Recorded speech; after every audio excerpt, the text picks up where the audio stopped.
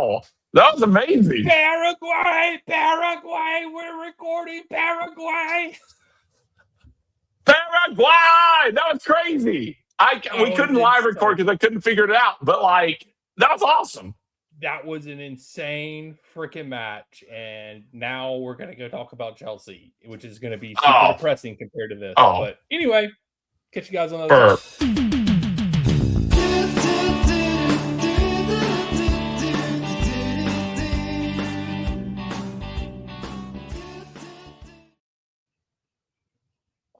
What did we just witness, Jason? Man. Germany just blew it. That's what they did in PK. Officially out of the World Cup. After coming back, after Paraguay misses their fourth and fifth shots. Yeah. They still blow it. I didn't realize we were recording. I have to go get my beer. Oh, go get your beer. I'll hang tight. You'll hold it down? I'll hold it down. I'll do I can't believe that, man. It's already apparently the Brazil game was really good, and I didn't get to watch it. Yeah. We're in the round of 32. Some heaters are going on. Man. I got to go get my beer and celebrate a European giant getting out. Although Germany. Yeah, it is what it is. But we are the Red, White, and Blues podcast. I'm Daniel, that guy that just exited stage right, left, however you want to look at it, depending on your view of it. Is going to go get a beer. But his name is Jason, and he is a lovely, lovely person. And we together talk about Chelsea Football Club. So that's what we're going to do tonight. Here's the caveat to that, though, people. Jason, he's got a German beer, too, on top of that. Here's the caveat. I was telling our audience what the caveat is tonight. Jason and me have not said a single word to each other about this podcast because I was late, and normally we talk, but then I have to also leave early. So we have discussed absolutely zero things that we're going to talk about on this podcast tonight. I was getting worried about you. I know. I hadn't heard from you, but I think one of your messages came late. Oh. So then I was like, what happened? And then now you have to leave early, and I don't know why. And now I'm like, Daniel, are you okay? Do you need? Yeah, I'm fine. I'm good. Do you need help? Good. No, blink. No. Blink if you need help. We all need some form of help in this world today. So, but yeah. Anyway, Chelsea. I don't know how to go with this podcast because we obviously don't talk about transfer stuff on this episode. If you want transfer news, so if you want our opinion about Xhaka, do we need to talk about Xhaka tonight? Yes, because I can't record on Thursday and we haven't talked. So okay, well, we're just going to talk about transfers. Transfers. Yeah. All right. So it writes itself. So we'll just jump off into the Xhaka situation because that's where all the hoopla is right now anyway. But we bid £8 million for Xhaka, and I have never seen the internet lose their shit more over Clear Lake. And here's one instance where I don't necessarily see the problem with this bid, Jason. I'm going to be completely honest with you. Mm-hmm. He's going to be 34 at the start of the season. He turns 34 next week or some shit like that. I honestly don't see the problem with bidding £8 million for him. I know that he's Sunderland's backbone. He is the heartbeat of Sunderland, whatever. He's 34. Right. I don't get it. We bid $8 million. If this goes above 15, I will be furious. Furious. I'm out of the loop, as I normally am in transfer windows during BlueCo era. Yeah. Tell me what the feeling on the ground is. You're a man of the people. Tell me how the people are feeling. So they're disgraced and they are pissed at BlueCo, and they feel like it's very insulting that we bid so low for Xhaka. And they are all this is a very pro-hate BlueCo podcast. Yeah, of course. But it's a 34-year-old midfielder. Experience, whatever. He's played with Xavi, whatever. I'm all for that. But at the same time, it's he's 34 years old. Did we offer £8 million or euros? I don't know. I can't tell the signs apart. Because transfer market has his value at 8 million euros. That's probably now. Make a lot more sense. BlueCo reads transfer market. Yeah, there you go. Okay, you were going there. Yeah, that's the only logical conclusion. Only logical conclusion is they read transfer market. That is, if you don't glean anything else from this, glean that BlueCo clearly reads transfer market to get their valuation. Like, transfer market says it. No, they got to take it. They got to take it. It's written in stone on transfer market. It's on the transfer market. But yeah, it's one of those things. Like, I don't think he's worth any more than 15. So if you start out at 8, they come back with 20, you end up somewhere around 15. Of course. Maybe you could have bid 10, and that's a little less insulting. But in transfer terms, I don't feel like 2 million euros, pounds, whatever it was, is that much of an insult. Like, this is like me going to a card show negotiating. Like, I'll throw out an offer. If he doesn't want my offer, cool, whatever, but they're going to shoot something back, and then we meet somewhere in the middle. That's just the way it works. So, but Sunderland's apparently insulted by it. They're like, we're not negotiating, but then negotiations are back on. I don't know. It's crazy. I'm guessing Xhaka wants to come to Chelsea. Yes. Personal terms, I think, are already agreed. Like, okay. I mean, I'm with you. I don't think this is a bad signing. I think Xhaka was the reason Sunderland were as good as they were this season. It's kind of sad though that like the next step up from Sunderland is us. It is like not that big of a club, but I mean, if you're Granit Xhaka, you're at the end of your career. Yeah, I mean, I don't know. I'm not sure if he could be the next. Oh shoot, what's his name? Our favorite center back ever. Yeah, Thiago Silva. Whew, Thiago. Why did that happen? Yeah, the freaking German beer. I think I don't know if he's the next Silva, but he I don't know. I don't think it's that bad. FOTMob has them at 20, valued at 20 million. Now that's 17 million euros. So to your point, Daniel, you bid low, you come in low so that you have negotiating room. Right. Exactly. It's not insulting. Just go with haggle. They like to haggle. Americans abroad like to haggle.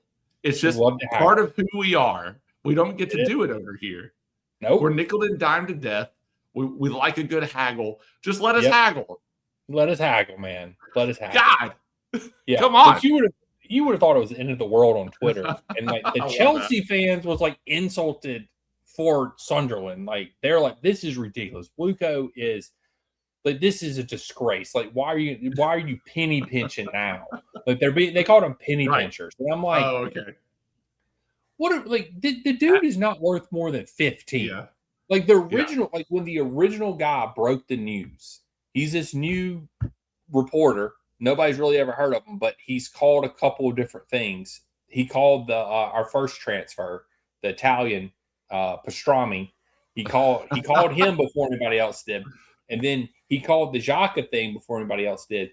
And he said originally that it was going to be between 20 and 25 million. That pissed me off because I think that's way too much for Xhaka. Like, there's a point. Like, understand, you want experience, yes. You want somebody that's worked with Xabi before. This is somebody he's clearly requested because we're not going to go after Xhaka unless Xabi requests him. He knows the system, especially if we lose Enzo. It'll be, great. We don't have a lot of games a week. But paying over 15 million for a 34-year-old is sort of where I have a problem with. Exactly. Like, you're going to get 2 seasons out of him probably. So, like, would the Chelsea fan base think that we were dumb for paying 15 million for a 34-year-old? I think they would. I think they would be like, if it came out that we had just offered 20 for him. People be like, what are you doing paying that for a 34-year-old? But somehow, where's the line between insult and like stupidity? I don't know. Let us haggle. Dude, I figured out the 8 million though. I have solved it. Okay. Palestra apparently, according to, and these are euros and pounds, and they're similar. So Palestra, according to Transfer Market, was only worth in value 35 million euros, and we paid 43 million pounds. That's a difference of 8. Yeah. So I just want to say they're just trying to make it up because they realize they didn't check Transfer Market for Palestra, and they were trying to learn their lessons with Xhaka. So I feel like they're just sussing it out. Like they're learning how to use Transfer Market and they're learning how to do math at the same time. Yeah. And that's our ownership. Yeah, for sure. And I mean, like, and you can fault owners and whatever. And, you know, there's a lot to complain about with BlueCo. I just don't feel like this is like one of them. You know? Well, it's like, to me, it's the same as when Mourinho came back and we got an aging Drogba that like played a handful of games from Turkey. Wasn't he in Turkey? So it's just a guy. Drogba was coming home, which felt bittersweet because we were hoping his last kick ever would be against Bayern. But like it's just a guy coming back to familiar territory. Xabi trying to lean on somebody that he knew he could trust, that had a pretty good season for all intents and purposes for a Sunderland team that overperformed this year. So I don't think it's a bad. He scored a goal and had 6 assists. But played 34 matches, started 32, had a 7.24 on the season. So did really good in the midfield. Yeah, and I mean, nobody's. And that's the thing, is like nobody's saying we don't want Xhaka or we don't think he's a good player or he would fit the system. You know, it's just like, why are we arguing over like lowballing Sunderland? Like, why are we saying that BlueCo's being penny pinchers now? Like, we're just overpaying for Palestra by 8 million. Right. I mean, just come on, guys. Like, they're doing the math now. Figure it out. We're about to pay 55 million for LaCroix. Yeah, and I mean, the thing is like, how many players in the past have we overpaid for? Right. You know, like this is like we name any player on our pitch. Yeah, exactly. Except for like Garnacho, Delap, Neto, like Enzo and Caicedo. You could probably say were worth what they were worth. Fofana we overpaid for. Cucurella technically overpaid for. I would say technically. Like that's the thing. Like Badiashile, DCC, like we've overpaid for plenty of players. Right. Like, so that's not like they have a problem. And this is probably like 8 million. Cool. Start off. They counter with 20. You counter with 12. They go to 15. You settle at 15. That's how I would handle the negotiation. Maybe you could have started at 10. I don't know. But then I felt like if they come back with 20, you go to 15, then you're going up over 15. So if you're trying it up at 15, in my mind, which is what I hope they're doing, which is probably not true, 8's not a bad start. It's probably not true because you're too logical for them. Yeah. And they do stuff in like a backwards. They talk out of their butt is what they do. They really do. They definitely talk out of their butts. And I don't know. And this is like Jim Carrey and Ace Ventura. That's what I imagine. Yeah. Blah, blah, blah. Yeah. Well, yeah, it's one of those things that I don't know. I'm fine with Xhaka. Don't get me wrong. I think he'll fit in nicely. But but then again, like you look at this, you sign Xhaka, Enzo's gone, which there is a rumor that Xabi Alonso is trying to block the Enzo move.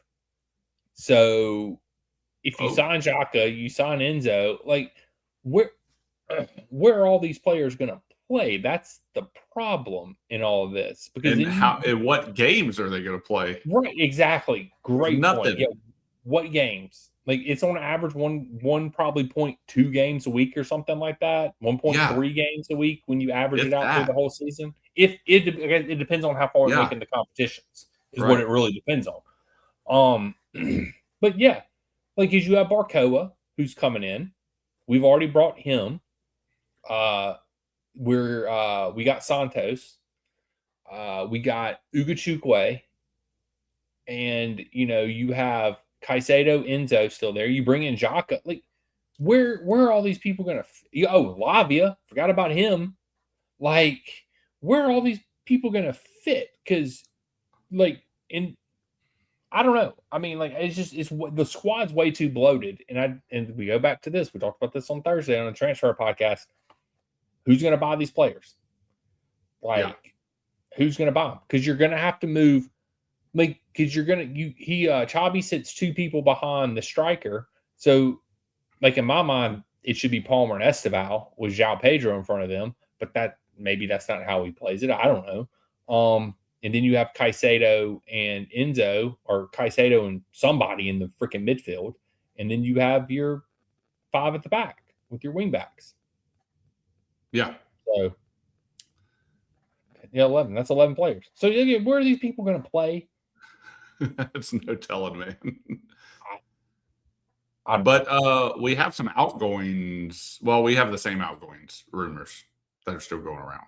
Yeah, what Chalaba, what they released the numbers for him, it's like we want 30 plus something. Yeah. 30 plus 2 or something like that for Chalaba, I think. And they offered 23. Yeah. Just that's the thing. Is if you sell Chalaba, I don't know. It's annoying. This transfer one is already a mess. Gusto might be leaving. Yeah, Gusto is open to the move to the city, to Man City. So that's a big thing. Hopefully we can get as close to 75 as possible. I don't see that happening. That is a real coup if that happens. It does. I mean, Maresca owes us technically. So, yeah. But I don't know, man. If Palestra plays out on the right and he's even a fraction better than Gusto, and we made 75 million on Gusto, I mean, we came out on top with that one. We did. We definitely did. We've been linked with who is this guy? Rayo Vallecano, defender, or wait, no, the interest in the Rayo Vallecano defender Pep Chavarría, another wingback guy, to replace Mark Cucurella, which I don't completely understand. Okay. But okay. So that Hato, Daniel. Hato is a center back. I'm sorry. I will never say he's anything but a center back. I don't see him being a left wing back. Maybe prove me wrong, Hato. I like you, Hato. So prove me wrong. Hato was great towards the end of the season. He was, but he was playing left center back. He wasn't even playing left back. That's the thing. Yeah. And I know he can play left back. But you're asking to play left wing back. You're not asking to play left back. You're asking to play left wing back. Completely different positions. Victor Moses, not a wing back or not a defender. But boy, you put Victor Moses in Conte's system as a wing back, the dude's like a Ballon d'Or winner. It's just the system. And so, can Hato make that trend? I don't know. If he can, great, because we have a plethora of center backs at this point, and we're supposed to be buying more. So, I don't know. Dude, it's almost time for Xabi to start his job. Finally. It is, yeah. July 1st. July 1st. Has Reece come home? Is he out of the tournament for good? They're going to he's not out of the tournament. I think Tuchel said that he could possibly play in the round of 16. He's out for 32 for sure. So he's out there next match, and there's a possibility he could be back for the round of 16. Nice. That's where his stands. I think it's going to be a push to get him back for 16. Mm-hmm. So that's when I have them going out. Is that to Mexico? I think so. I can't remember. We could do a bracket review. No, I have no desire to do a bracket review. No desire. Fair enough. My bracket was already like bad. Yeah. So yeah. I don't remember who I had going, but I mean, Germany losing today was not in my bracket. Man, Japan scored one on Brazil. So that's pretty fun. Brazil scored in stoppage time to win that match. So oh man. Poor Japan. Japan had a great tournament. Freaking Martinelli's the one that scored the goal too for Brazil. Well, I pivoted from transfers. I got sidetracked by the World Cup. There's not a lot of other transfers to talk about. I'm trying to think. We've been linked if Enzo does leave. Xabi likes Tchouaméni for Madrid. Okay. Which I like Tchouaméni. Injury record, a little bit of a concern. He's versatile though. He's good. I like his injury record. Just scares me a little bit. Yeah. So I don't know. Depends on how much you can get him for. And I don't know, but that's pretty much it with the transfers. The club, Jason, I don't know if you saw this today, officially released a statement about Maresca. I did not see this. Let's talk about this. We officially got 17 million for Maresca. And then Maresca also owes us an undisclosed amount of money. Oh, okay. Yeah. So, and I mean, like, somebody brought up a point, though. They were talking, because the statement is essentially like, yeah, this happened. Maresca made his intentions known that he was wanting to go to City, and, you know, it upheaved our season, you know, sure. And blah, blah, blah about the season. They have an easy out for that. Right. But somebody on Twitter brings up a great point. It's like, but who keeps hiring these managers? Exactly. It's not the fans. It's not freaking. It's not the players. It's the board. It's dumbass and dumber ass. The sporting directors and all their infinite wisdom they supposedly have are the ones that keep hiring these managers. Yeah. Like it is like, I agree. Maresca leaving did upend the season. Yeah. 100%. 100%. It doesn't mean that that's the only thing that happened. These buffoons still hired Liam Sr. Right. That was my next question. Do you think the season could have been salvaged if, say, we hired like a John Terry to be the interim? Or I don't know. Somebody, like, if we hired somebody other than Senior, like I hired a proven manager just on an interim basis. Do you think the season could have been different? I'm going to say yes. And I'm going to say yes for one reason. Okay. Liam was not respected from day one. Yep. They needed to bring in an interim that those players would have rallied behind and respected, because they needed someone strong in the locker room after they just lost a manager that most of them seemed to have respected already. Yeah. And bringing in somebody like Liam, who everyone knew, inside and outside of the club, that dude was not ready for the job. And you took him out of a good thing he had going at Strasbourg. Yep. And everyone knew it because he was being successful there. Like, mess up your sister club to F up the older brother club. Strasbourg sister. It works. So I think you bring in a Terry, the respectability factor is there. Yeah. It's a club legend. Yeah. And he knows that place inside and out, although it's probably changed a lot since he's been there, right? Yeah. Well, I mean, he does work with the youth and stuff. Yeah. But, like, I think that changes everything. I agree. And I'm not saying we would have been uber successful. Correct. But we would have had players in a better mental state.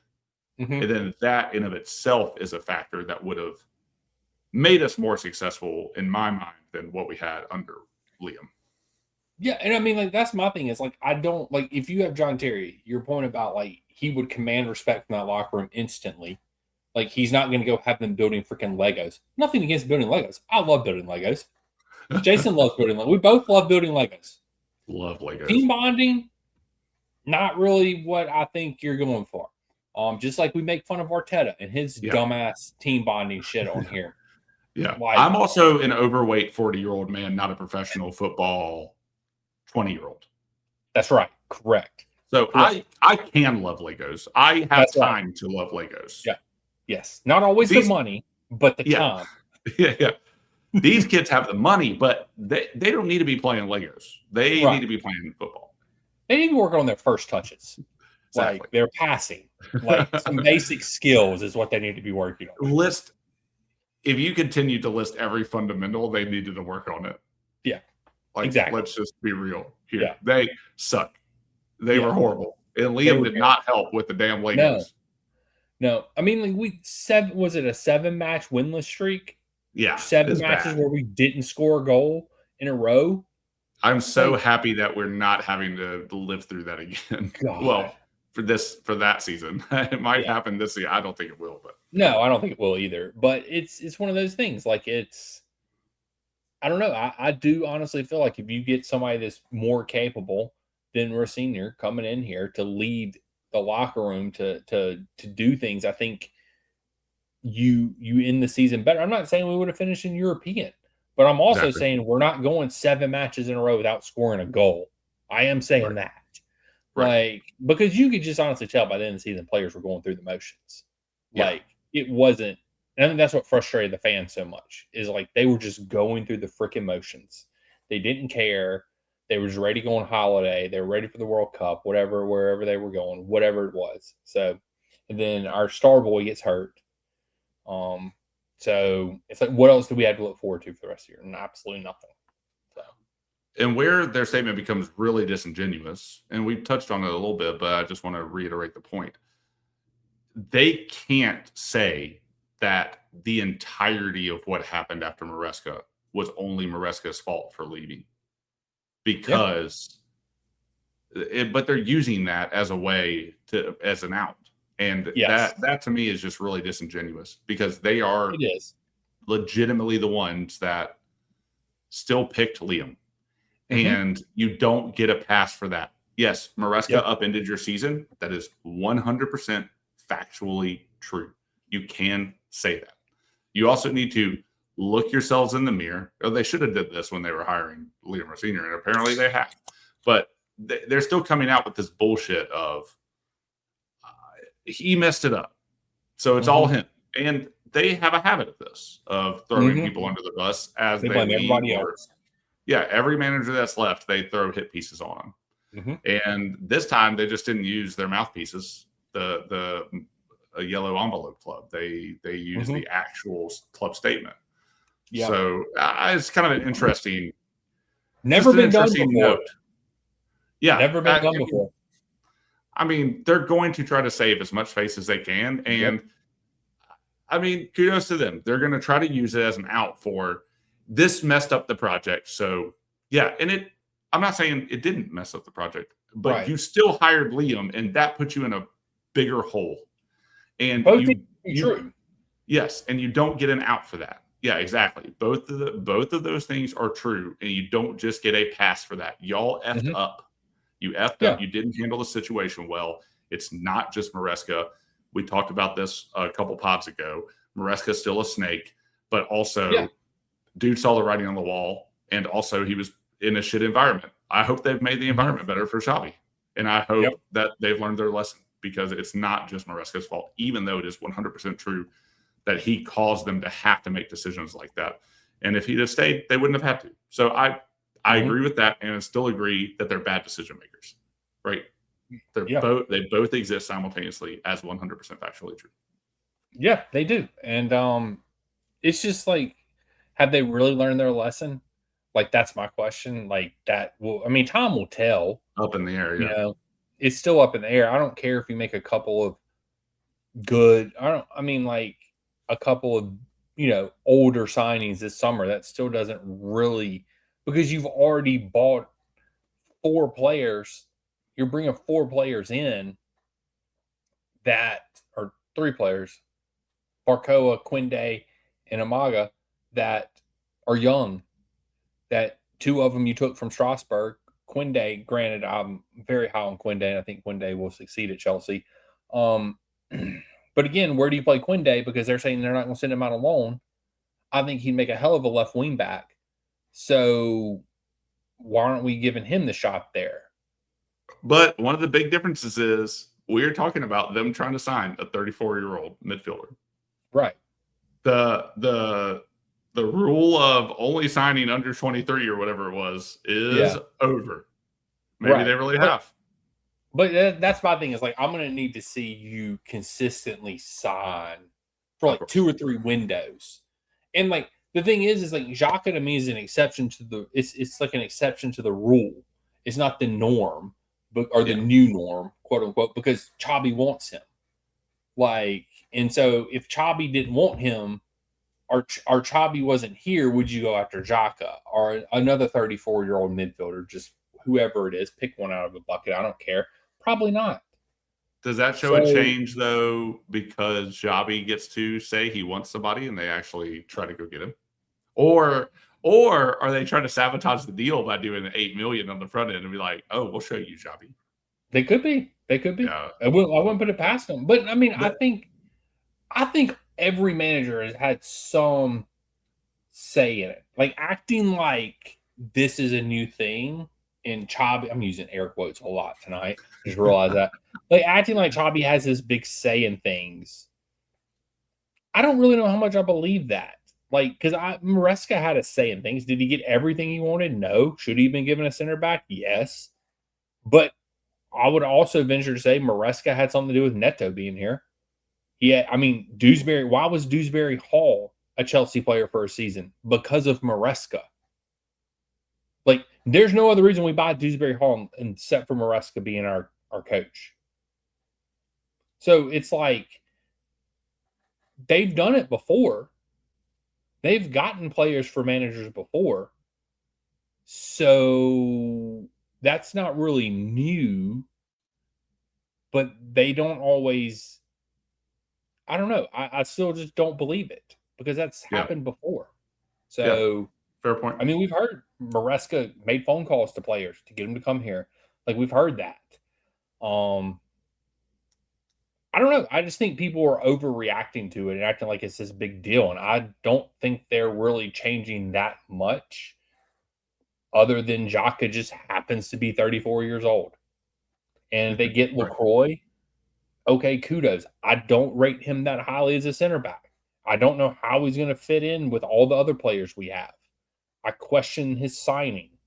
So will we drink LaCroix if we sign him? Then we could have some LaCroix on here. I hope that we get to rally behind him so we can drink LaCroix on the podcast. Yeah, that'd be nice. That'd be nice. I need them to sign somebody whose name is Cheez-It. Oh, I was gonna say somebody's last name Light. So I can get or Miller. Miller or Light. One of the two would do just fine. Yeah, last name Miller, preferably. Yeah. That would be great. But I think the only other piece of news really to talk about is, I don't know if you've heard this. So this will make sense in a second when I say this. So Newcastle, Jason, just got a new front of shirt sponsor, Knox Hydration. Okay. 60 million a year for that. Okay. Put a pin in that. Apparently, the rumor is Knox came to us first and asked us if we wanted to be their front of if they wanted to be on the front of our shirt. And we said no. Wow. So what are the prevailing theories on why we said no? No clue, because it's weird because like I don't know how much I believe that because this is this whole reporting thing because none of this is coming from like I haven't seen this come from like a Matt Law or a Ben Jake. I haven't seen this come from a legit thing, so no clue where these sources are being pulled from. So I don't have anything to cite it. This is just what I've heard. But that we've lowered our asking price now from like 60, 65 to 45, 50 a year. God. So that doesn't make sense to me with like the Knox stuff, but apparently we're in negotiation with like HP is one of the people we're rumored to be in negotiation with right now. Okay. Something that the way it was worded was an industry or a business that can help us grow ours at the same time. Yeah, It's not Oracle like we thought it would be. God, I hope it's not Oracle. We destroyed Oracle on this. We're going to have to do a deep dive on the new front and shirt sponsor and find a way to destroy them because everybody's we are. Just wait. We will find a way. I don't think we know the full story about this front of the shirt sponsor. I agree. If a 12th place Newcastle team can get a 60 million thing, and that supposedly has been the holdup, the amount of excuses that keep piling up around this are insane to me. I don't trust anything that I'm hearing. And also all the brain dead fans that thought that this was going to be because like they thought that we were just holding out for more and then we still didn't get more. I love that they all have to eat crow about that. Yep. Because to be fair, I think most of the fans are not really licking the boots anymore. So I think this is insane. I don't know what's going to happen. And I don't know what is happening. And nobody does. Nobody does outside of them. And anybody who says they do is full of shit. Yeah, there's been somebody posted looks like on the subreddit the other day about the whole HP thing being the front of shirt sponsor.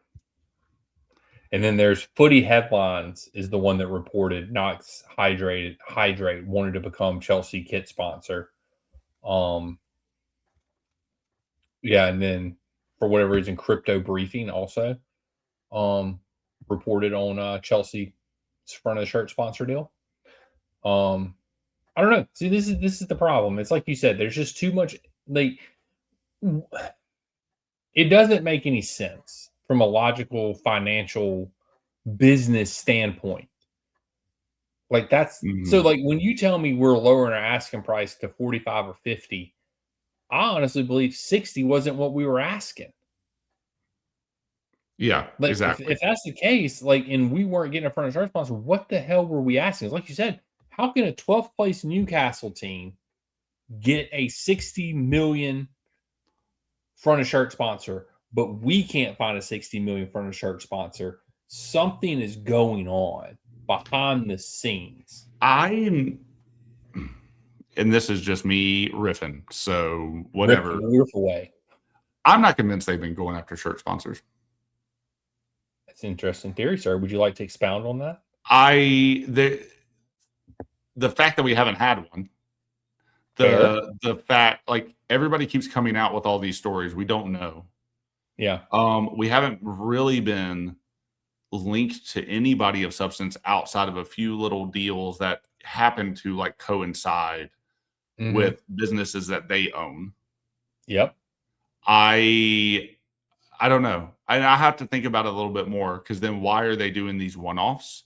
But I think there's a bigger play that they're trying to make. And that doesn't necessarily even mean more money. There's just a longer term thing that they're doing here. Or it just doesn't seem like it's been a priority at all.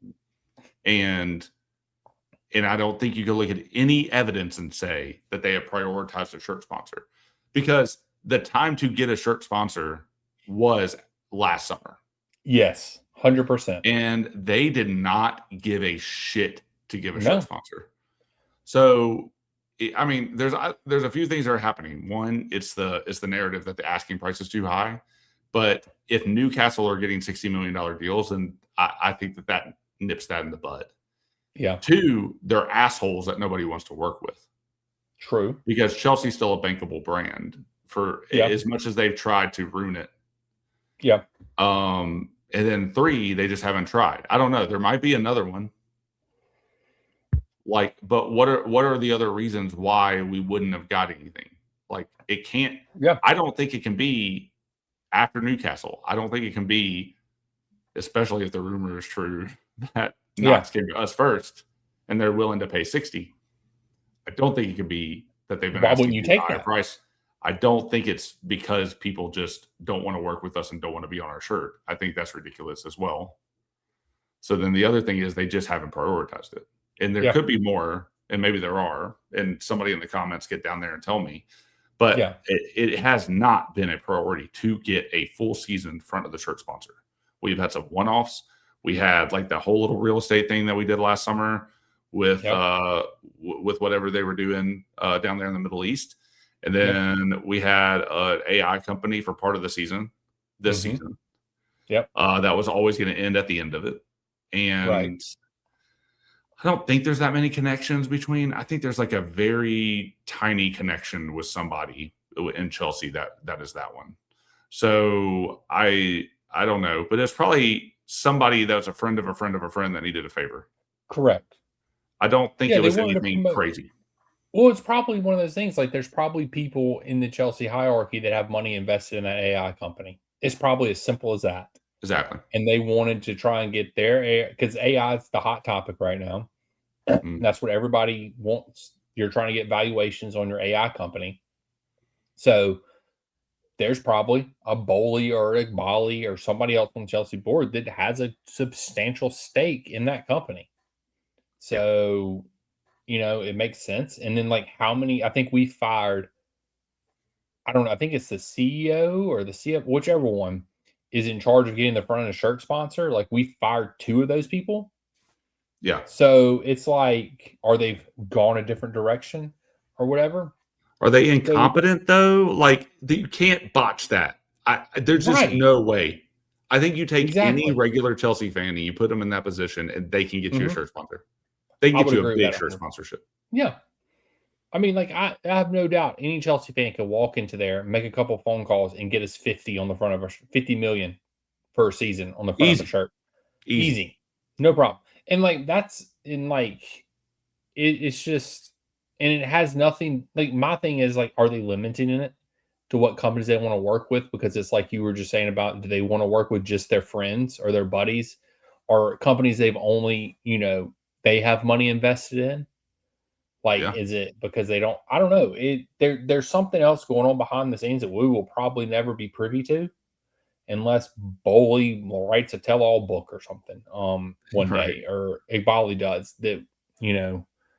It's just one of those things. I don't get it. I don't understand. There's no excuse for it. There's no excuse for going 3 seasons without a front of the shirt sponsor at Chelsea Football Club, a permanent one. I'm not counting these 2 little deals that we had. As much as everybody wants to count the hotel company in the Middle East that we did a deal with, because they had Chelsea. And see, like, that's the thing. They had Chelsea branded hotel rooms.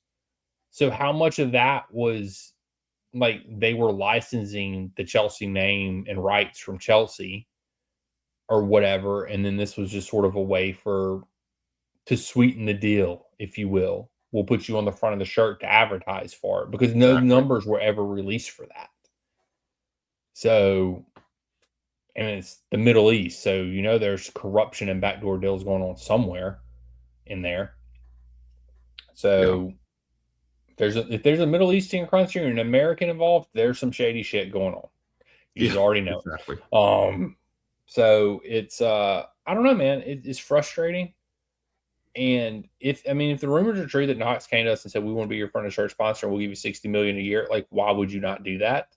But then if they did truthfully turn that down, it goes to your point. Are they actively wanting to do this? Or is it because Knox isn't one of their buddies' companies? And it's not like like, it is what it is. I don't know, man. It's frustrating. It's been far too long, and I'm tired of dealing with it, but whatever. I don't really care. Hey, well, now they have even less incentive with that beautiful crest just right there in the middle of the shirt. They'll cover it up, man. We can't have that. We cannot have a shirt sponsor this year. I need the beauty of that jersey to just shine through. We cannot put something like HP over the top of the Chelsea crest. Are you freaking kidding me, Daniel? Yeah. I mean, I did read somebody on Twitter the other day talking about how this is one of the best Chelsea home kits in years. And I'm like, dude, you're full of shit. That kit is ugly. We talked about that kit a couple weeks ago on here. But wait, somebody was saying it was the best one in years? Yeah. Like in years? In years. Yeah. They use years plural. That guy's a BlueCo plant. Don't listen to that guy. BlueCo or Nike plant, one of the two. But yeah, man, that's about all I got. Anything else you've got? No, I am impressed that we actually found a bunch of things to talk about. Yeah, we did. Well, we talked about transfers. So. Yeah, but if it's a slow news week next week too, then yeah, we might not have that much. Yeah, that is true. That is true. Jason has informed us already. If you were listening to Top Podcast, we will not be recording, or there will not be a transfer episode on Thursday. So we will be back, I guess, next Monday, at our regular scheduled time. But tell these people, Jason, where they can find us. X, Instagram, Substack. Check us out. Chat with us. Follow at Red White Blues FC on all the things. Yeah, and we are also on Spotify, Apple, Amazon, wherever you listen to your podcast at. We're also on YouTube, so like, subscribe, follow if you're watching us. Get in the comments. Tell us your thoughts on why Chelsea does not have a front of shirt sponsor. Are they just morons? Are they even trying? Whatever. But tell us what you think about the Xhaka deal. Good, bad. What's too much for Xhaka?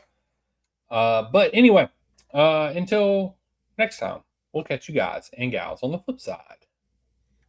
No Wunderbar, Germany. What happened? Flippity floppity.